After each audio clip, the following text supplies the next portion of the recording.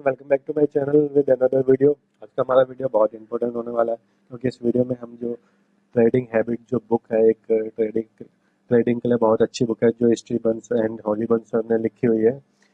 इस बुक में 39 जो most powerful stock market rules हैं, आज हम उन्हें पढ़ेंगे, इंग्लिश में रीड करेंगे, हिंदी में समझेंगे, अपनी एक मीनिंगफुल लैंग्वेज में आपको समझाने की कोशिश करूंगा मैं। तो ज़्यादा टाइम वेस्ट ना करते हुए हम सीधा बुक को स्टार्ट करते हैं। इस बुक को कुछ पार्ट में बांटा गया है। फर्स्ट पार्ट है rule 1 to 15 the foundation. Second part है rule 16 to 27 mind over emotion. Third है rule 28 to 39 the keys to profitability. ठीक है, तो हम स्टार्ट करते हैं। फर्स्ट एक पॉइंट दिखा देता हूँ, पावर ऑफ हैबिट।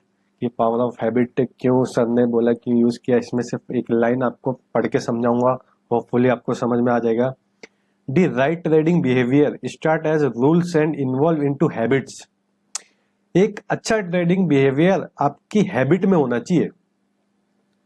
मतलब ऐसा नहीं है कि आप रूल्स लिख लोगे, इनको लर्न करोगे या चार्ट बना के चिपका लोगे, सही है, ये भी एक तरीका है, बट ये आपकी जब तक हैबिट में आपके नहीं आएगा, एक ट्रेडर की हैबिट में ये रूल्स नहीं आते कि ऑटोमेटिकली उनका सबकॉन्शियस माइंड इस हैबिट को यूज करे, जब तक ये नहीं रूल्स यूज होंगे आपकी हैबिट में, आपके हैबिचुअल में नहीं यूज होगा, जब तक कोई फायदा नहीं है। तो इन रूल्स को, अच्छे ट्रेडिंग बिहेवियर को अपनी हैबिट बना लो, ये सबसे बढ़िया रहेगा एक ट्रेडिंग सीखने के लिए या ट्रेडिंग करने के लिए। ठीक है, अब हम फर्स्ट पॉइंट पे चलते हैं। दी फाउंडेशन रूल नंबर 1 है जो हमारा फर्स्ट पॉइंट है। A winning trading system must either be design to have a large winning percentage और big wins and small loss. इसमें हमें कितना सिंपल लैंग्वेज में बताने की ट्राई कर रहे हैं। या winning trading system must either be design to have a large winning percentage. एक विनिंग ट्रेडिंग सिस्टम हमारा होना चाहिए, लार्ज विनिंग परसेंटेज वाला सिस्टम होना चाहिए, जिसमें बिग विंस होने चाहिए और स्मॉल लॉसेज होने चाहिए। ठीक है, मतलब अगर हम एक अच्छे ट्रेडिंग सेटअप में से स्मॉल लॉसेज हटा देते हैं, बिग विंस ऐड कर देते हैं और स्मॉल लॉसेज ऐड कर देते हैं, मतलब बिग लॉसेज हटा देते हैं। ठीक है, अगर हम एक अच्छे ट्रेडिंग सेटअप में से बिग लॉसेस हटा देते हैं तो बहुत अच्छा सेटअप बन जाता है। क्योंकि हमें क्या होता है, अगर हम छोटे छोटे लॉस, छोटे छोटे प्रॉफिट भी लेते हैं ना, तो भी चलेगा। स्टार्टिंग में अगर आप बिगिनर हो, छोटे छोटे प्रॉफिट लोगे चलेगा, लेकिन उन छोटे छोटे प्रॉफिट के साथ अगर आपका एक बिग लॉस आ गया तो आपके सारे प्रॉफिट ले जाएगा। इसलिए हम कहते हैं हमेशा कि हमेशा बिग लॉस कभी मत लो अपने, हमेशा, मतलब अपने ट्रेडिंग सेटअप में से सिर्फ एक पॉइंट हमेशा याद रखना कि बिग लॉस को हटा देना, बिग विंस रहने दो, बिग प्रॉफिट रहने दो, स्मॉल लॉसेस को भी रहने दो, वो भी जरूरी है। बिगर स्मॉल लॉसेस के भी आप ट्रेड नहीं कर पाओगे, ऐसा कोई भी परफेक्ट नहीं है। ठीक है, और स्मॉल प्रॉफिट भी हो वो भी चलेगा। ठीक है, बट मेन जो इंपॉर्टेंट पार्ट है, जो मैं आपको बार बार बता रहा हूं, कि बिग लॉसेस को अपने पार्ट में से बिल्कुल हटा दो। इसके लिए सर ने एक रिस्क रिवॉर्ड रेशियो का जो एक चार्ट हमें चार्ट में समझाने की कोशिश करी गई है कि अगर हम 1:1 रिस्क रिवॉर्ड रेशियो यूज करते हैं तो उसका 50% भी अगर एक्यूरेसी रेट रहता है हमारा, तो भी हम प्रॉफिटेबल होते हैं। 1:2 का अगर 33% भी विन रेट रहता है तो भी सही है हमारे लिए। तो ये इनका कहने का मतलब ये है कि अगर हम इस हिसाब से अपना ये यूज करते हैं, इस हिसाब से अपना रिस्क रिवॉर्ड रेशियो यूज करते हैं, तो हमारे जो सेटअप का जो विन रेट है वो कुछ इस टाइप से होना चाहिए। 1:1 में 50%, 1:2 में 33%। जरूरी नहीं है कि हमारा सेटअप की एक्यूरेसी रेट ही ज्यादा हो, लेकिन अगर हमारा रिस्क रिवॉर्ड रेशियो की एक्यूरेसी रेट ज्यादा है ना, तो हमारा सेटअप इवन 17% भी विनिंग रेट है तो भी हमारा 1:5 का यहाँ पे ब्रेक इवन पॉइंट होगा। मतलब अगर हमारा रिस्क रिवॉर्ड रेशियो अच्छा है तो हमारा सेटअप को अच्छा ना भी हो तो भी चलेगा, और अगर बहुत दोनों चीज अच्छी है तो उसमें तो फिर बात ही क्या है। ठीक है, तो ये पॉइंट एक बहुत इंपॉर्टेंट पॉइंट है जो रिस्क रिवॉर्ड रेशियो के चार्ट के थ्रू सर ने समझाने की कोशिश की है। ठीक है, अब चलते हैं हम अपने नेक्स्ट पार्ट की तरफ। Rule number 2, your trading setup must be built on a quantifiable facts and not opinion.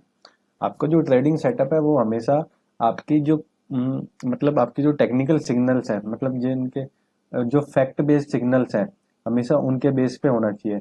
जैसे यहाँ पे लिखा हुआ है आपका, या तो प्राइस एक्शन पैटर्न हो, ट्रेंड लाइन हो, या कोई टेक्निकल इंडिकेटर हो, ये सारी बेस पे ही आपका जो ट्रेडिंग सिस्टम है वो बिल्ट होना चाहिए। ऐसा नहीं कि आप अपने ओपिनियन बेस पे लो कि मुझे लग रहा है कि मार्केट ऊपर जाएगा या मुझे लग रहा है कि मार्केट नीचे जाएगा, ऐसा नहीं होता। आपका जो ट्रेडिंग सेटअप है या जो भी ट्रेडिंग स्ट्रेटेजी है वो हमेशा इन टेक्निकल या प्राइस एक्शन पैटर्न वगैरह के बेस पे ही होना चाहिए। रूल नंबर 2 हमारा ये है। ठीक है, अब चलते हैं रूल नंबर 3 के ऊपर।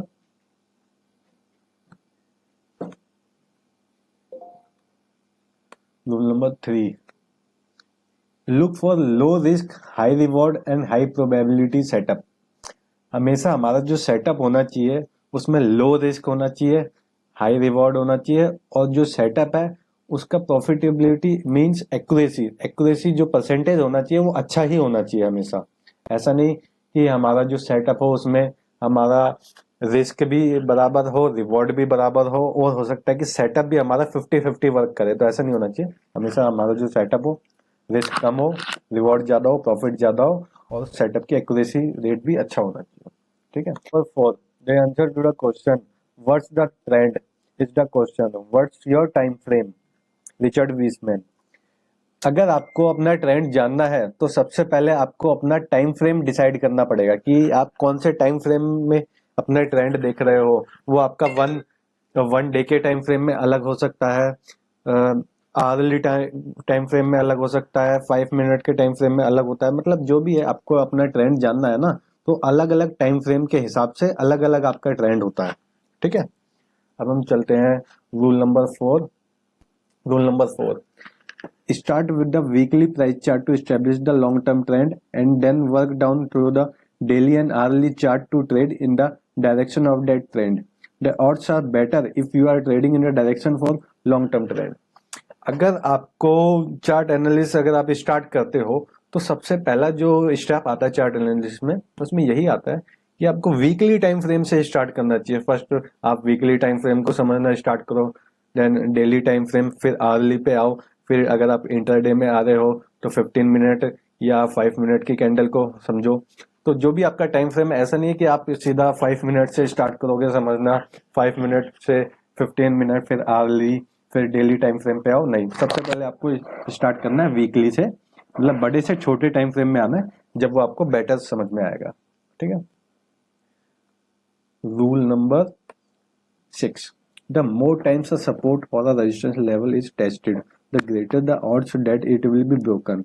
Old resistance can become the new support and the old support may become the new resistance. जब भी कोई रेजिस्टेंस है ज्यादा बार टेस्ट करता है तो वो ब्रेक होने के बाद हमेशा, मतलब ज्यादा चांसेस है कि जब भी कोई रेजिस्टेंस ज्यादा लेवल टेस्ट करने के बाद ब्रेक होता है तो उसके बाद वो ओल्ड सपोर्ट बनेगा।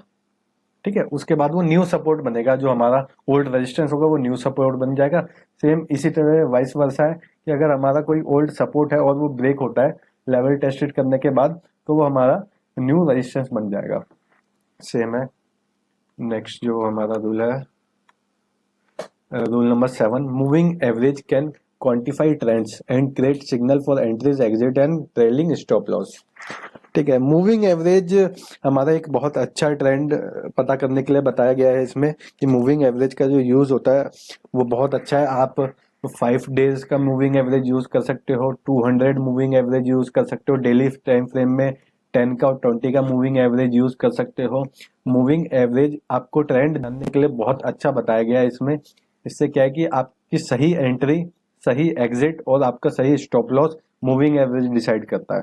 ठीक है, तो अगर आप मूविंग एवरेज यूज करते हो या नहीं यूज करते तो मूविंग एवरेज स्टार्ट कर दो यूज करना according to rule number 7। 200 moving average वैसे भी बहुत अच्छा होता है, मैं पर्सनली आपको सजेस्ट कर सकता हूँ। Rule number 7, sorry rule number 8, bull market have no long term resistance and bear market have no long term support. Means जब भी मार्केट ऊपर जाता है तो हमें ऐसा लगता है कि इतना ऊपर चलेगी अब और ऊपर नहीं जाएगा। हमेशा हमें यही लगता है कि इतना ऊपर चलेगी और ऊपर नहीं जाएगा। और सेम उसी तरह जब मार्केट नीचे गिरता है तो हमें ये लगता है कि अब मार्केट इतना ही नीचे गिर गया और नीचे नहीं जाएगा, लेकिन फिर भी ये जाता है। तो इसमें यही बताया गया कि बुल मार्केट, जब भी मार्केट का ट्रेंड अपसाइड हो, बुल मार्केट ट्रेंड हो, उसका ऐसा नहीं है कि रेजिस्टेंस होता है, रेजिस्टेंस हमेशा ब्रेक होता है बुल मार्केट का, ठीक है। तो बुल मार्केट में कभी भी ये नहीं सोचना कि इतना ऊपर चले गया और ऊपर नहीं जाएगा और ऊपर नहीं जाएगा। जब बुल मार्केट होता है तो रेजिस्टेंस की कोई वैल्यू खासकर ज्यादा होती नहीं है, और जब बियर मार्केट होता है तो सपोर्ट की वैल्यू नहीं होती, वो और ज्यादा नीचे जा सकता है बियर मार्केट में, और बुल मार्केट में और ज्यादा ऊपर जा सकता है। रूल नंबर 9,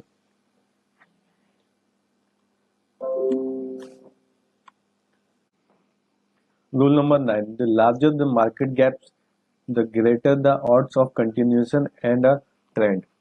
मीन्स जब भी मार्केट गैप अप होता है या गैप डाउन होता है और मार्केट अपने गैप के अकॉर्डिंग ही चले जाता है, ऊपर गैप फिल नहीं करता, उस कंडीशन को हम कहते हैं गैप एंड गो। मीन्स इसमें ऑथर हमें बता रहे हैं कि अगर मार्केट ने अपने फर्स्ट आवर में अपना गैप फिल किया तो किया, नहीं तो उसके बाद वो अपना गैप कब फिल करेगा किसी को कुछ नहीं पता। हमें गैप फिल होने का वेट नहीं करना है, और हमें मार्केट के कंटिन्यूएशन में मतलब मार्केट का जो ट्रेंड है, अगर गैप अप हुआ है तो गैप अप अपसाइड मूव में हमें जाना है, गैप डाउन हुआ है मतलब तो गैप का जो मूवमेंट होगा वो डाउन साइड की तरफ होगा, तो हमें वही फॉलो करना है और हमें वेट नहीं करना है, ठीक है। Rule number 10, the last hour often tell the truth about how strong a trend truly is। इसमें ये बताया गया हमें कि जो in the stock market the first hour of trading is often times amateur hours. Means जो starting में जो ट्रेड करते हैं ना, जो मार्केट ओपन होते ही जो ट्रेड करते हैं उन्हें अमेच्योर ट्रेडर बताया गया है इसमें। और जो क्लोजिंग आवर होता है उसे एक लाइट डिटेक्टर बताया गया है, कि एक्चुअल जो मार्केट का जो फैक्ट होता है ना, वो हमेशा एक क्लोजिंग आवर ही बताते हैं हमें कि कल मार्केट क्या होगा या कल नहीं होगा। जो एक्चुअल में इसमें यही बताया गया कि जो फर्स्ट आवर, जो सबसे पहले जो मार्केट ओपनिंग आवर्स होते हैं वो अमेच्योर आवर्स होते हैं, और जो क्लोजिंग आवर्स होते हैं वो एक प्रोफेशनल आवर्स होते हैं, ठीक है। जो प्रोफेशनल ट्रेडिंग करते हैं वो क्लोजिंग आवर्स में बताया, क्योंकि जो मार्केट के जो ट्रेंड है, जो मार्केट की जो रैली है, वो हमेशा क्लोजिंग आवर्स ही डिसाइड करते हैं। Rule number 11, above the 200 day is where bulls create uptrend, bad things happen below the 200 day, downtrend, distribution, bear market crashes and bankruptcies। इसमें क्या है, प्रॉपर इसमें 200 मूविंग एवरेज हमको बताया गया है कि एक्चुअल में 200 मूविंग एवरेज कैसे हमारे लिए इंपॉर्टेंट है।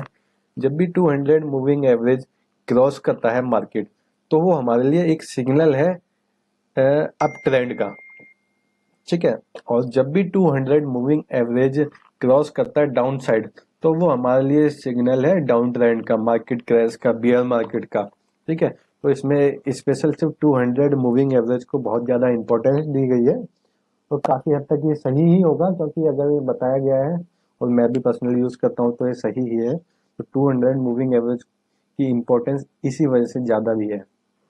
Rule number 12, it is much easier to watch a few than many. आपकी जो वॉच लिस्ट होनी चाहिए वो फ्यू होनी चाहिए, कम शेयर्स हो, कम वॉच लिस्ट हो, ज्यादा बेटर है।